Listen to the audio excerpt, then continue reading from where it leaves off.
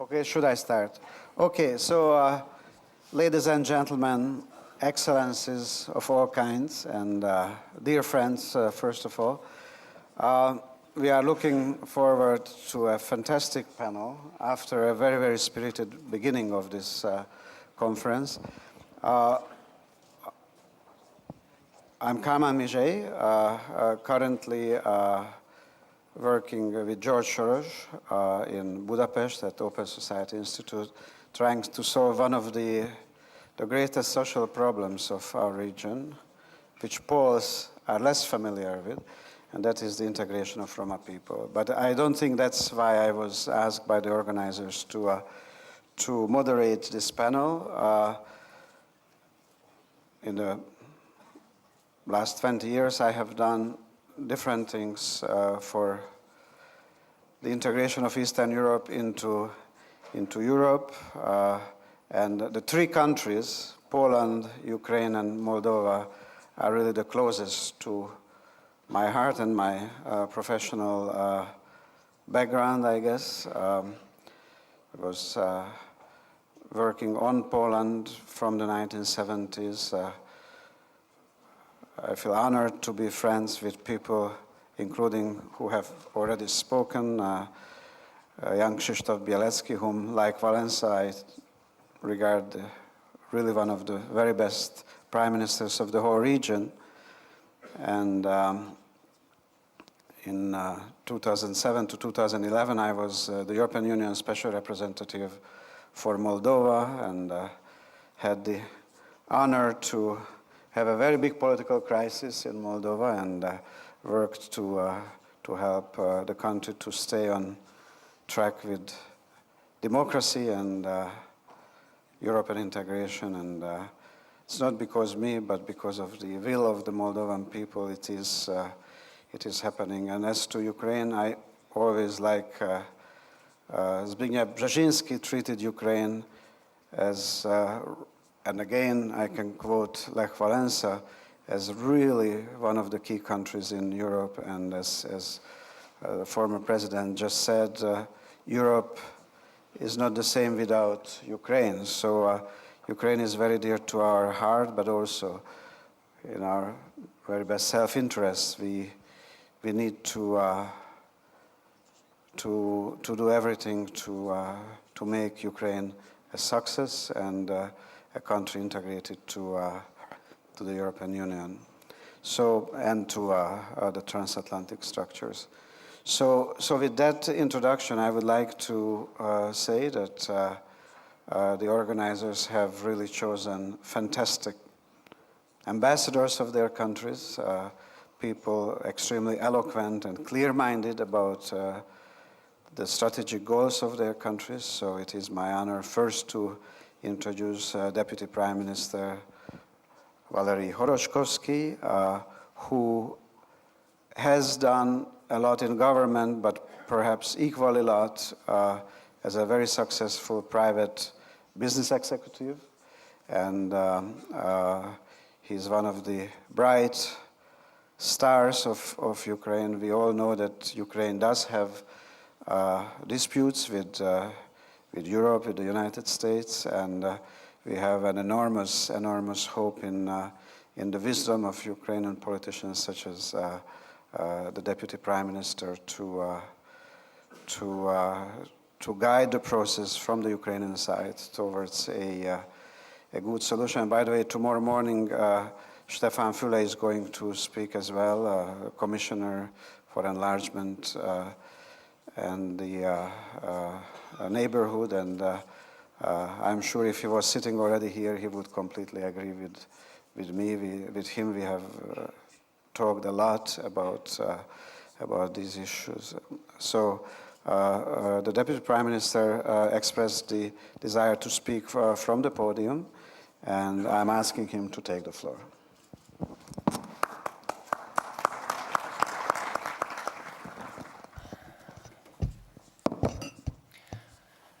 Chairman, Excellencies, ladies and gentlemen, thank you for inviting me to speak to such a distinguished audience in a beautiful city of Wroclaw.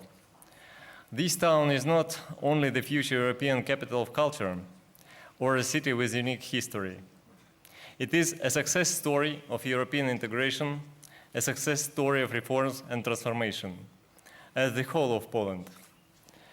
Poland for Ukraine is both a good example of successful reforms and a reliable friend and partner.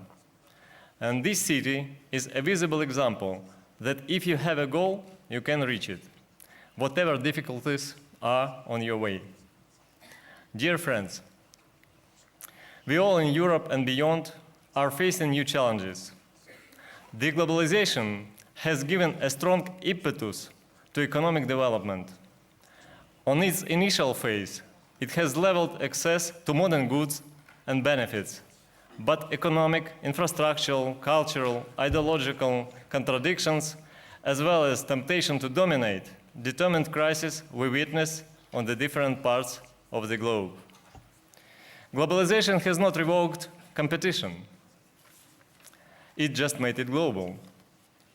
It means that under the crisis, there are no safe havens any longer.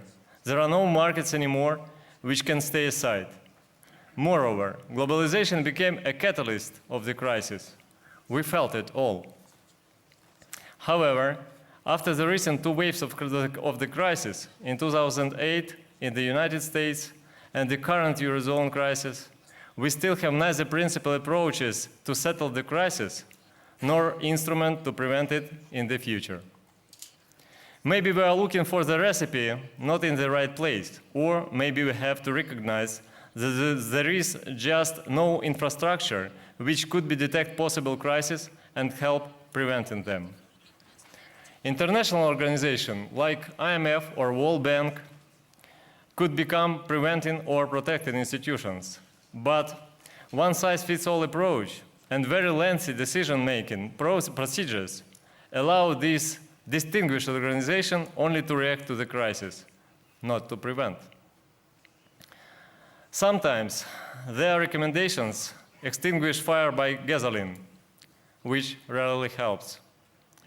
If we analyze crisis of Eurozone, one should not be a professor of economics to understand. By creation of one emission center in the form of the ECB, I mean the central bank, and by absence of one finance ministry, that crisis was unavoidable. But in my opinion, roots, especially of current crisis in Europe, are deeper. The problem is in contradictions between the existing decision-making process in the European family on the one hand, and political tasks and national interests of every EU member state on the other.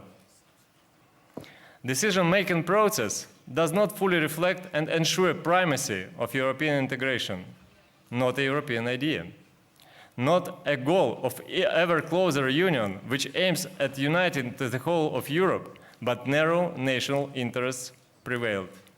And then we pay the price. Here, I would like to return again to the example of Poland.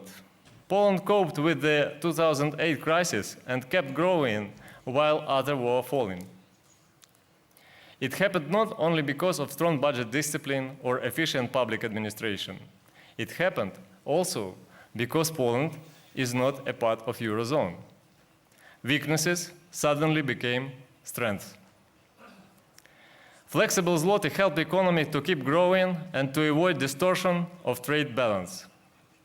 Poland proved that commitment to European integration and united Europe can and must be combined with healthy pragmatism, both in internal and in foreign policy. Together with Sweden, Poland succeeded in promotion of Eastern Partnership Initiative. Ukraine never kept secret of its special attitude towards Eastern Partnership.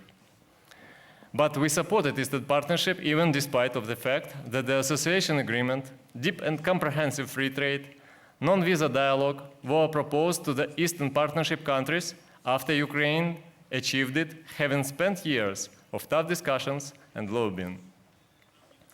We support the Eastern Partnership because we are in favor of promoting European integration even in its limited version in our neighboring countries, because we are ready to support every initiative which helps implementing our European aspirations.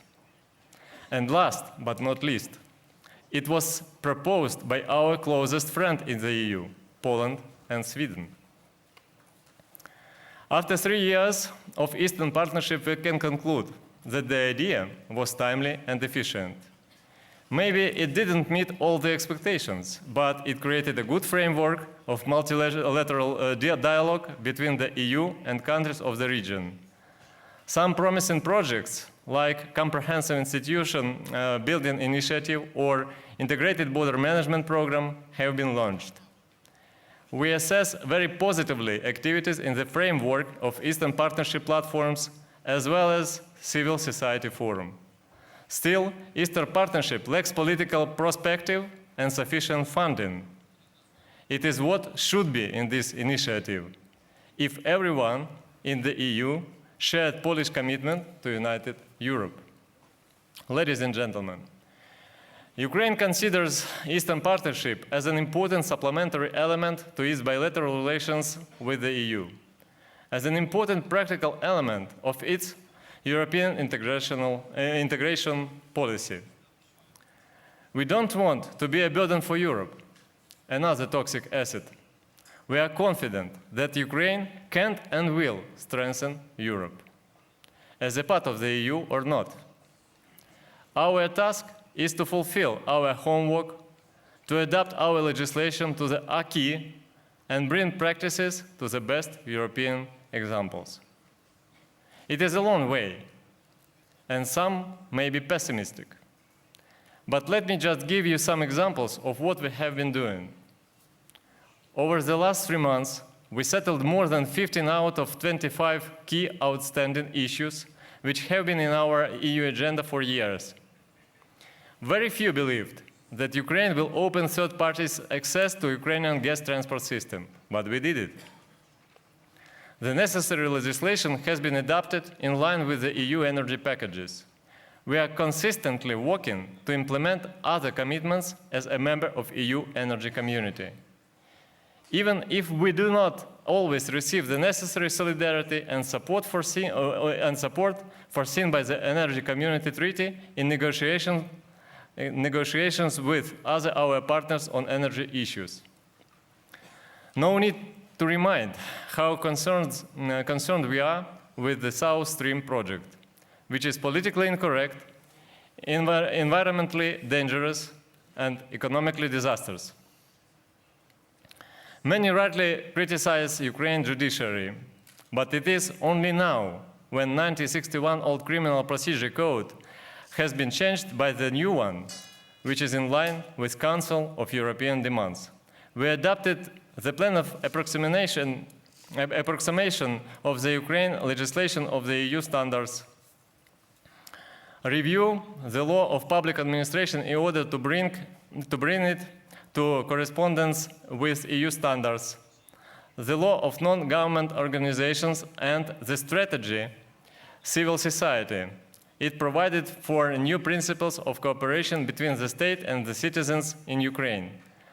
More than 19% of legal acts required to finalize the first legislative phase of the action plan on visa liberalization and to move to the second implementation phase was successfully passed.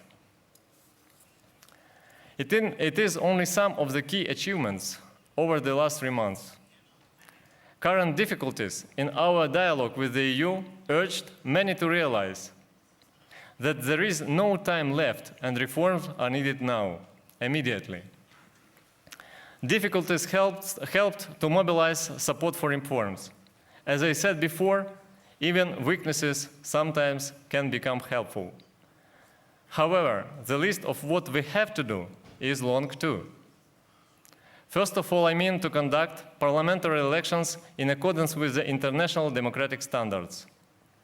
We are aware of the importance of unquestionable free and fair elections campaign. International observers have been invited long in advance before beginning of electoral campaign.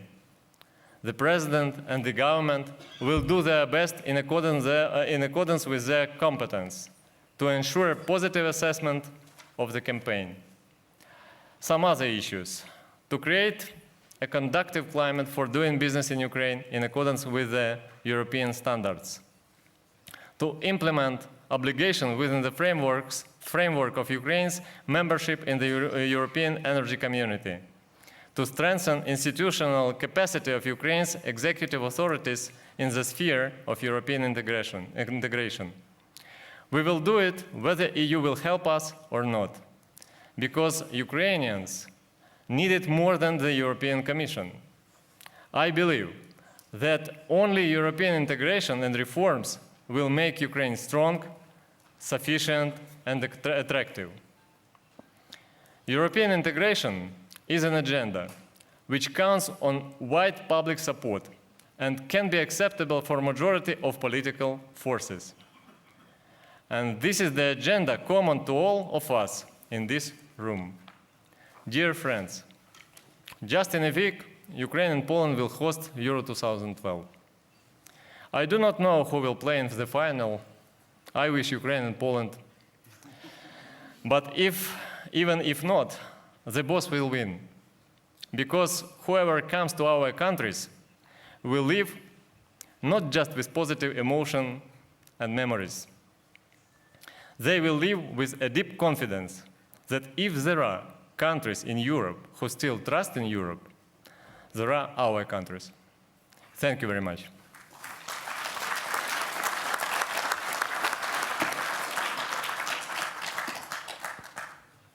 Thank you very much, Mr. Deputy Prime Minister, for a very clear message ranging from global issues to domestic.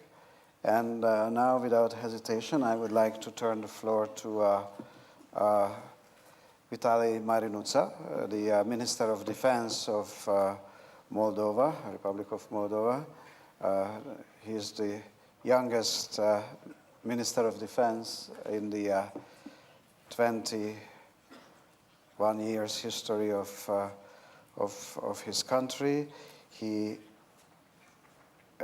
besides, or in spite of being that young, he managed in the Soviet Union to get a very good military training, and then also managed to get another very good military training in the United States. So I cannot imagine somebody better person to be the Minister of Defense of this very small country with of course, very small budgetary capacities for military, but a country that has the Transnistrian unsolved conflict. Euphemistically, we sometimes call it frozen conflict in its country, meaning that it doesn't control the whole territory. And of course, with this I don't imply by any means that Moldova would resort to any military means in that crisis, but still it gives a very important perspective to Minister Marinuta. So I would like to ask him to give his speech about Moldova's Euro-Atlantic integration, European integration, the relevance of the Eastern Partnership, and what else he in this context feels important. Mr. Marinuta. Well, Kalman, thank you very much for a nice introduction. And even we are small and budget is small, we understood one: we have to do more with less. So we're trying to do more with less.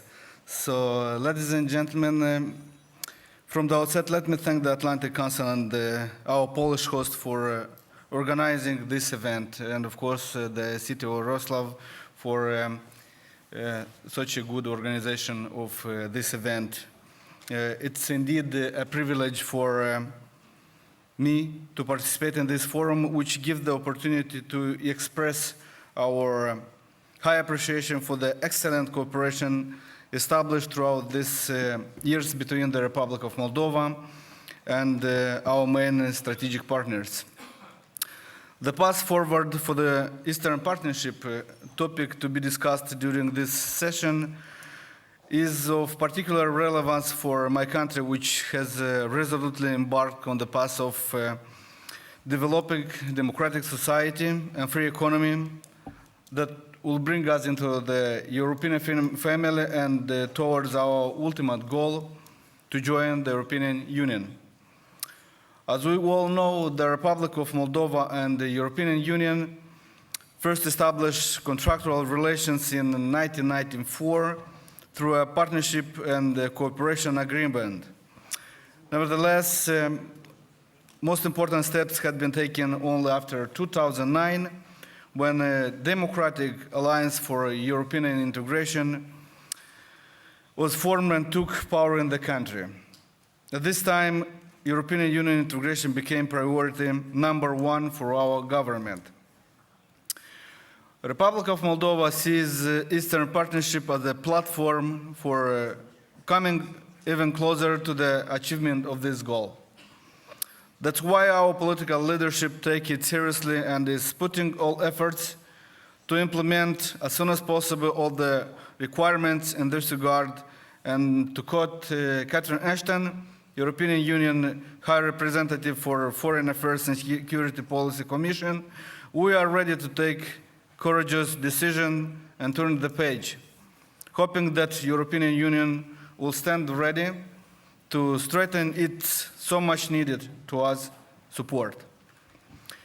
To fully explore the opportunities stemming from an active involvement in the EAP initiatives, the Republic of Moldova has significantly increased the rhythm of undertaking structural reforms and regulatory convergence to the EU's principles and standards.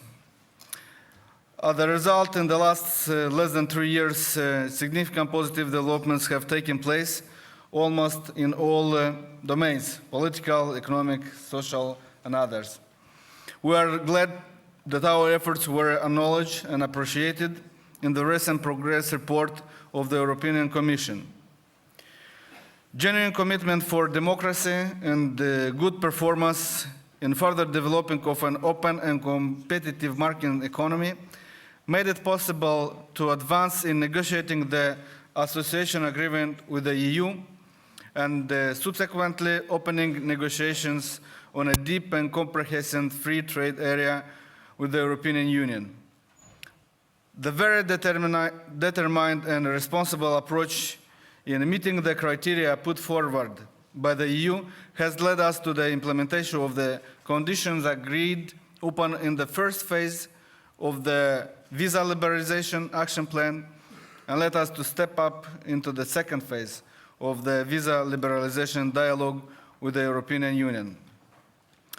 Bearing in mind the overreaching objective of the European integration and with a view to the 2013 EAP Summit, we have set forth the following 2 major priorities of our bilateral cooperation with the European Union.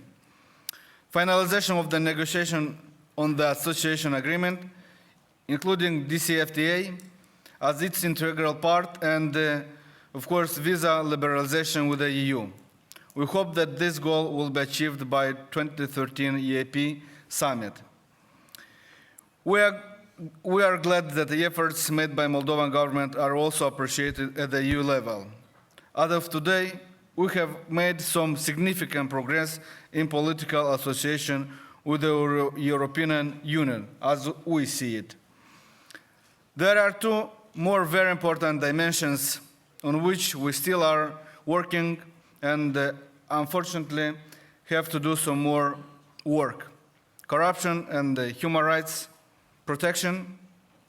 Progress on these domains is modest, but we are on the way of changing things. Last week, our parliament has adopted 2 very important laws, very debated in our society. First deals with the reform of the Corruption Prevention Center, which will have to implement our anti-corruption strategy. And second is the law on the equality of chances that stipulates non-discrimination of any human being. We hope that these 2 laws, even that our society is somewhere skeptical about this, will create most of the necessary conditions to take progress on human rights protection and also to decrease the level of corruption. Speaking about the security dimension, which I think is really important, I would like to touch upon the Transnistrian conflict. It's an issue which cannot be avoided. The Moldovan government remains committed to identify a political and comprehensive peaceful solution to the Transnistrian conflict that would preserve Moldova's sovereignty and territorial integrity. Settlement of the Transnistrian conflict is obviously one of the main priorities of the current government in Chisinau. In his inaugural address in September 2009, Prime Minister Vladimir Filat summarized the key principle of Moldovan policy on this issue: settlement of the conflict by peaceful means on the basis of the Moldovan constitution and laws and international standards. Negotiation in the 5+2 framework, the simultaneous use of internal incentives help to make Moldova more attractive to the residents of Transnistrian region, and the diplomatic measures, consistency of the message from our partners. A greater role for the European Union in settling the conflict, promoting Russia's contributions to comprehensive and viable settlement of the conflict, respecting the sovereignty and the territorial integrity of Moldova. In the framework of the political dialogue, we express satisfaction with the outcome of the last round of official negotiation in the 5+2 format for the settlement of Transnistrian conflict held on 17-18 April 2012 in Vienna. Welcome the agreement reached by the parties on the principles and procedures for the conduct of the talks and on the agenda of the formal negotiating process. We consider that this agreement represents a significant step paving the way for a comprehensive dialogue on the Transnistria issue. It's important that this started after 6 years of no talks. We also appreciate the involvement of our strategic partners in the solution of this conflict. Besides political support and the involvement in negotiation, I would like to mention also the recent common project of the European Union and United Nations Development Programme that provides 13.1 million euro for 2012-2015 to the Republic of Moldova to develop a dialogue between Chisinau and Tiraspol, as well as to develop the business environment, civil society, transport and customs sectors to promote free movement of citizens in both Dniester riverbanks. As I started with the security issues, I'd like also to spend a moment on our cooperation on that domain with the European Union and NATO. Moldova is a neutral country, and all our cooperation on the security issues is determined mainly by that constraints. Nevertheless, I could mention another important development on our bilateral relation with the European Union that will provide needed conditions for establishing cooperation in the area of the common security and defense policy. We are launching negotiations on the framework agreement on participation of the Republic of Moldova to the EU-led civilian and military crisis management operations. First round of negotiations is planned to June in Brussels. Moldova participates in the Partnership for Peace program since '94 and in the PFP planning and review process since '97. In May 2006, Moldova concluded its first individual partnership action plan, a document designed to bring the host of cooperation mechanism with one coherent framework and thus provide more targeted support for reforms. In the IPAP framework, cooperation has focused primarily on supporting defense and security sector reform. Specifically, NATO is assisting Moldova with the preparation of strategic documents and with improving defense planning and budgeting, as well as military education and training. A second major pillar of cooperation relates to military interoperability, Moldova has declared a range of units available for PFP activities on a case-by-case basis, and additionally 5 Moldovan helicopters currently support the United Nations mission in Afghanistan. Nevertheless, Moldova, however, despite all above mentioned, does not have any ambitions to become a NATO member. An important element in this regard, as I mentioned above, is the Moldova's status of neutrality. Undoubtedly, I cannot but appreciate the role played by the United States in the development of the Republic of Moldova, including security and defense sectors. We are confident that the investments made by US in democratic processes and human capital of Moldova will create long-term effects, transforming Moldova from a consumer into a provider of security and regional stability, and together with all strategic partners will contribute to the achievement of our ultimate goal, European Union integration. Dear colleagues, to summarize, we consider that the application of more for more differentiation, but as well joint responsibility and ownership principles are determinant for an efficient further development of the Eastern Partnership, as a flexible and open-ended policy of the European Union towards its Eastern European neighbors. We need to have clear understanding of the end state of all actions that are taken, and support should be accordingly. The Republic of Moldova continues to be committed to make best use of the opportunities offered by the Eastern Partnership to enhance its bilateral cooperation and advance on the European integration path.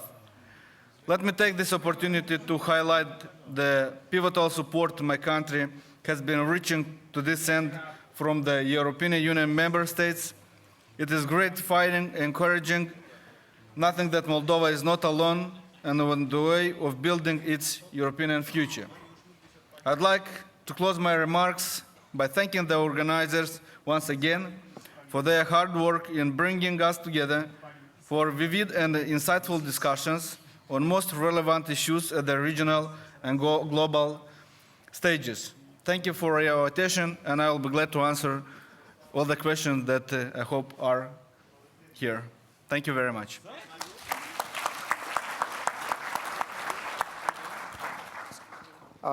Ladies and gentlemen, I will first ask a couple of questions from our distinguished panelists, and then turn to the audience for your questions. Beforehand, let me just make one statement as a former European Union official, but also as an economist. There are many ways and many important areas of integration. And I very much appreciate that Deputy Prime Minister also has been analytical about the way the European Union is approaching its own problems and also the integration of its Eastern partners. But what I would like to say is that there is no more important part of this integration, which is sometimes avoiding attention and appreciation, is the two issues that have been highlighted in the speeches. One, trade integration, and we have the instrument, the deep and comprehensive free trade agreements for both countries. Have actually the negotiations finished for Ukraine some time ago, but political obstacles remain. And with Moldova currently negotiated. And it's also immensely important because it's not just free trade, but it's also harmonization of regulations. So it has the capacity to become a vehicle for deepening the reforms. So it's really important. And sometimes I had to struggle in Brussels for Moldova, not for Ukraine, for which I wasn't responsible, and also it's a big enough country to get attention, but for Moldova to get attention, finally now it's getting it. And it's really important to lead this issue to successful conclusion, which is not only the European Union's task, but also of the European Union's task. The other is freeing the European Union to citizens of Ukraine and Moldova, immensely important. The reason I mention it, because these are both win-win issues. Sometimes we in Europe behave as if it was a kind of reward, and there is tactical reasons to understand it, but we also have to be mindful that allowing Ukrainians and Moldovans to Europe is a win-win. It's benefiting the European Union as well as the two countries. Now, having said that, my question inevitably to the Deputy Prime Minister is going to be around the political gridlock that is between us on one hand and our Ukrainian partners. So what is the Ukrainian government, president, members of the government, of course, you, Mr. Deputy Prime Minister, who have such a clear mind to these issues and such a global outlook. What are you doing to alleviate this crisis and also to conclude, for instance, the so important deep and comprehensive free trade agreement? So that would be to you and to Minister Marinuta. Very eloquent presentation also about NATO. It just happens that this morning I got a new analysis from one of the think tanks in Moldova that says that Moldova is doing very little to cement its relationships with NATO. We are not talking about NATO membership, as the minister explained, but there are many, many ways to deepen this relationship, and the analysis quotes a number of examples when Moldova has stayed out of events where not only NATO but its partners have participated. So, of course, the minister is the last to blame for it, but I think he's the first to ask about it. So this would be also my question to you. But first, Deputy Prime Minister. Thank you very much for your question, and it is really very important because under the crisis, for all countries, more important economic issues, not political issues. And sure, if we are thinking about trade between not just Poland or Ukraine, or between Ukraine and the European Union, we just try to find instruments how to do it better. So what we initialed our association agreement with the European Union, and there inside we have a free trade zone, which is important, and maybe you know it, maybe not, but if we compare advantages and disadvantages, we understand that Ukraine's advantages will be just in period of time. Because in the first year, maybe 1-2 years, we will have a little problem. It's an estimation of this problem about 1.5% of GDP every year.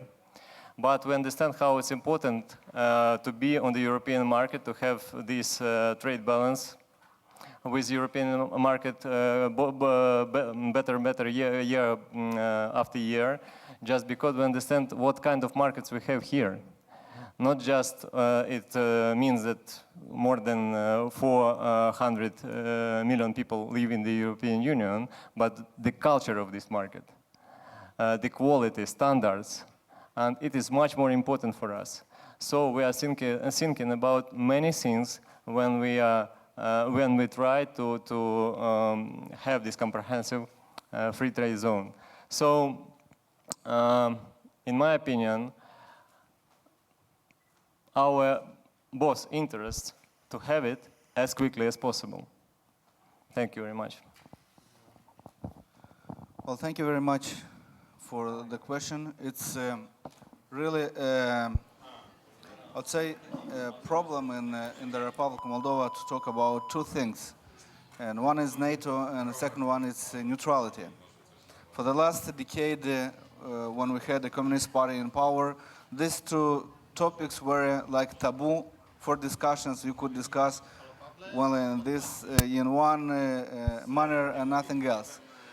That's why actually now the support of the population for NATO operations, NATO partnership, and I wouldn't say NATO integration because it's a long way to go until we will have support, taking in consideration our neutrality status.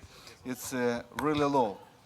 In the last couple of years, we've done a lot in improving this NATO image, and at the level of the government, also at the level of our society. Now in the Republic of Moldova, we have just, unfortunately, just one organization, NATO Information and Documentation Center, which promotes NATO image. And I personally believe that NATO should do more from its side to help us to promote image of this organization. At the same time, knowing the attitude of the population toward NATO, political parties, they stay a little bit, or they are a little bit, I don't get the word, but they don't want to discuss too much in support of this topic. And when it comes to actions, even if they discuss when it comes to actions of supporting NATO by sending to NATO-led operation which have United Nations mandate, they are not forward-coming. So I hope that in the near future we'll have more at the level of the government, more actions, but also more support from NATO to explain to the population what NATO means, how NATO works, and then state to have more support for NATO cooperation. Thank you. And now I would like to ask...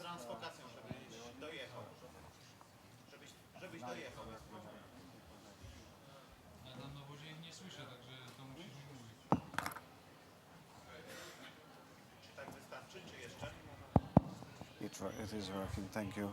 So the audience for questions, and I would suggest we collect a few questions because the time is limited. This gentleman, and if you want to introduce yourselves, please. There are two people behind each other, so after that you give the microphone behind it. My name is Walter Jurasek from Washington, D.C. I have a question to Moldovan representative. What is the biggest concern of security of Moldavia? Once again, please. What is the biggest security concern of Moldavia? Well, thank you very much. Our biggest... Michael Baranowski, GMF. I have two quick questions to Deputy Prime Minister. One is I wanted to ask you how the Euro crisis has impacted EU's attractiveness to Ukraine among the populations as well as the government. And is Ukraine as determined to follow the integration with the EU as previously? My second question has to do with the political situation. You mentioned many positive developments over the last 3 months, many areas that Ukraine made progress. As we know, they are overshadowed by the imprisonment of Prime Minister Tymoshenko. So obviously I wanted to ask you a question about that. My question is, to what extent is the price that the Ukraine is paying in terms of its opinion in the EU appreciated in Ukraine, in Kiev, and is really the price worth it? Thank you. There is one question over there. Bartosz Khoroshkovskiy, European Center of Geopolitical Analysis. On this panel, I think we forgot, if we're talking about integration in Europe, but we forgot about Russian role on this continent when it's creating a union of Eurasia ideas, something like that. But Russia understands that without Ukraine, it cannot create a union of Eurasian countries. What's the real danger for Ukraine? And because I think Ukraine still is on the crossroads of political ways of integrate to European Union or more integrate with Russia. What's the stage of Ukrainian establishment? Thank you. So maybe I will give the floor to the panelists. I just want to add one footnote to the question about former Prime Minister Yulia Tymoshenko's imprisonment. When I was working on Moldova, we had the crisis in 2009. And after that, there was a lot of political controversies, very tough controversies. There was also a week with repressions, April 7th to April 15th, roughly. And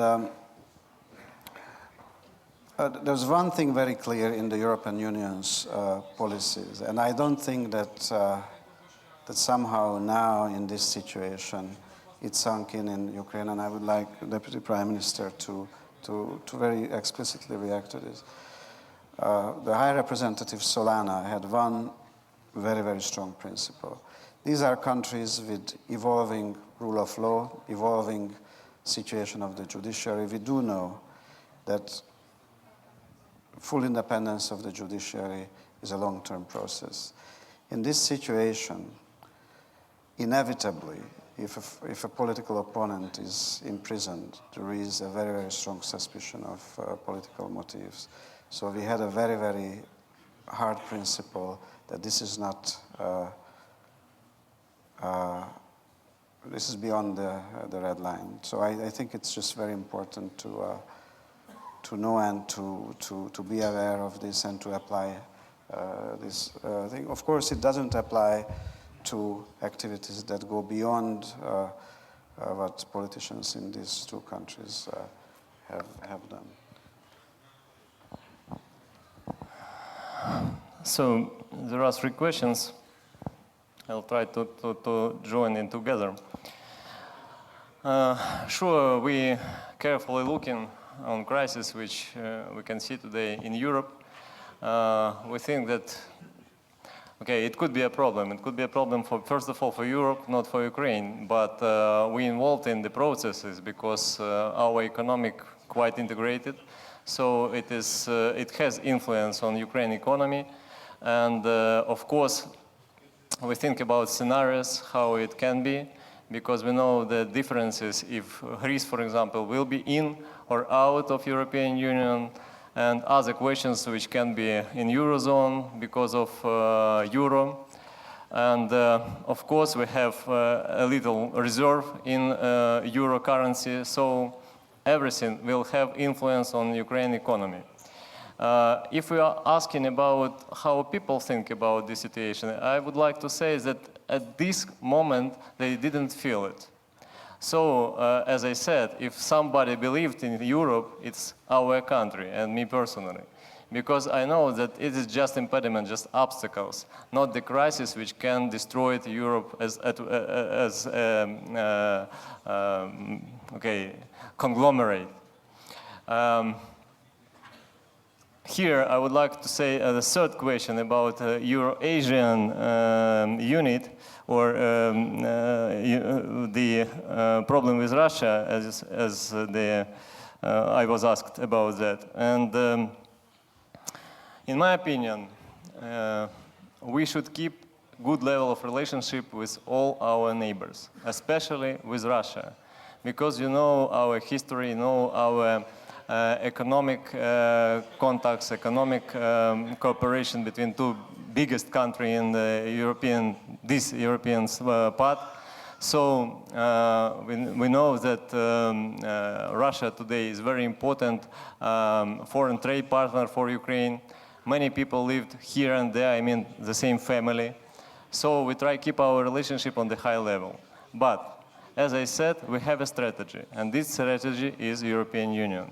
So when you are talking that without Ukraine it is impossible to have this union, Euro-Asia, I think it is true, but not all true, because I know exactly that they have their own plan, and they will create this union in 2015. So it will be without Ukraine, because, as I said, we have other plan, and we go into European Union. The question about Tymoshenko case should be raised here, and I don't want to avoid it, because it is important that we understand that this is obstacle today on our way to, first of all, to association agreement and the other questions with European Union, and we understand this. But I don't want to have a common answer on this question, because I think everybody knows about that. I just want to say that we have two different levels of discussion inside of our country. First of all, there was crime or not. And nobody tell us that there wasn't crime. And second, in fact, that it doesn't mean for European partners today. And it is difficult to find a simple solution, especially now, before parliamentary election, when our parliament is not ready to create a new law quickly and sufficiently. So we understand how important it is, and if we are talking about price, we understand what it means for us, for Ukraine, for our government, for our people. And we will do our best to find this solution. Just we want everybody to understand that we are not stay on the one place. We try to make our agenda with European Union wider. And we'll try to do our best with all other points. Because my question is, okay, tomorrow Tymoshenko is free. It means that we are in European Union? Not at all. After that, all commissioners will ask us to do our homework.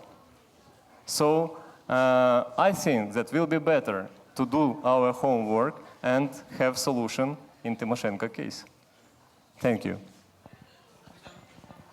Well, thank you very much for the question. I would be quick. Military threat is not one of the main threats for the Republic of Moldova. And last year we concluded assessment of, or threat assessment for the Republic of Moldova, and based on that we developed and approved in the Parliament our national security strategy for the next couple of years. If we wouldn't have the Transnistrian conflict, I would say that a military threat would be, I think, would not be in our security strategy. First threat is the poverty. Second would be demographics, and third is already the consequences of the Transnistrian conflict. And on the first and second, we are working together with our partners and the European Union. Thank you. Thank you very much. And the organizers have signalized to me that our very short time is coming to its end. I want to thank Deputy Prime Minister, for very, very clear.